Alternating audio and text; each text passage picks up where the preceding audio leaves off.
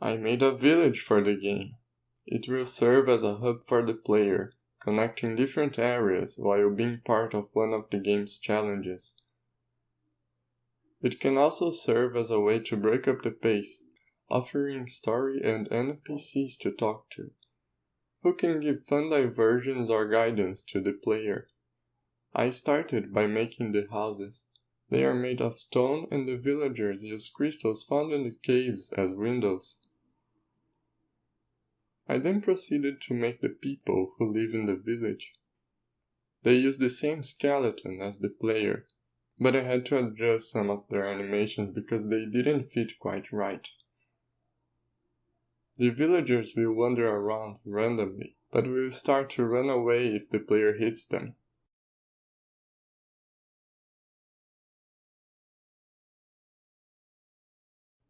I also added warriors that will protect the village. I do not know who I am. I do not know why I'm here. The only thing I know is that I must kill. Weapons will drop from the warriors when they die. Weapons will have durability in this game. This is to make combat more dynamic and encourage you to switch weapons. You will have just enough weapons to get through the game by battling the amount of enemies you make, depending on your choices.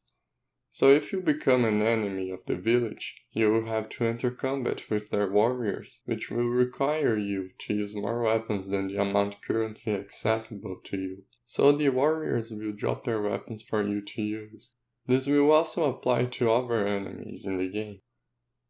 The central character in the village is the village elder. He can give hints to the player about how to proceed, give information about the world, and help the player resolve some of the challenges.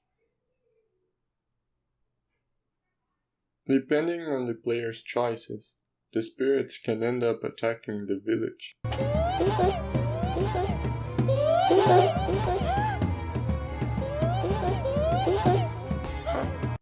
When that happens, the warriors will try to defeat them, but if the player fails in helping, it would be disastrous for the village.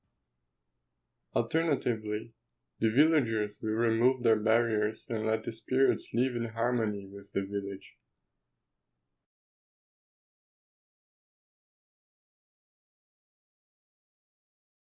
Currently, the village is accessible through a single corridor starting from the overgrown area.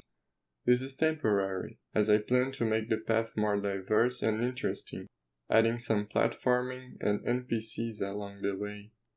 I would also like to eventually make the village more dynamic and full of life, adding more animations for the villagers, clutter around the houses, and more interaction in general with the NPCs and their houses.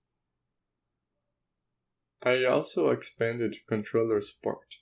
Now you can go through dialogue with a controller. The highlighted reply is now white, but should also improve readability when using a mouse. Next in the game I will add the Attacia fort, which will be populated by humanoid robots, like the player, and they will be threatened by the orc invasion.